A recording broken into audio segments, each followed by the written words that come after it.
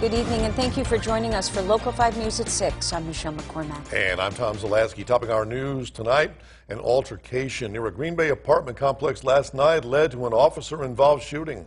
Local 5's Katie Amrine tells us why officers originally delayed stopping the suspect and why they made the decision to use force when they did.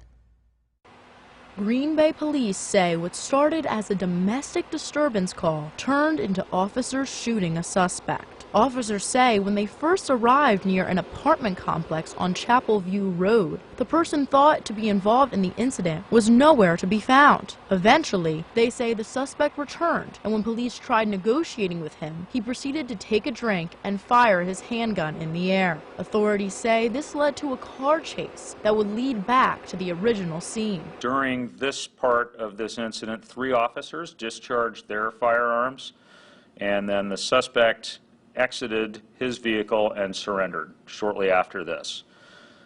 The suspect was struck by gunfire. Officers rendered aid to him at the scene, and then the suspect was taken to an area hospital with non-life-threatening injuries. Authorities say they had other opportunities to stop the suspect, but were worried about escalating the situation. We train our officers to, number 1, to constantly evaluate risk, and number 2, to have an objective for whatever it is that they're doing. And you weigh that risk against that objective, and you know, it's a judgment call sometimes, and it's a very difficult one to make, often based on incomplete information under stressful circumstances. Chief Chris Davis also says he is proud of his team. Right now, based on the information I have, I think our officers were confronted with a very difficult and a very dangerous situation.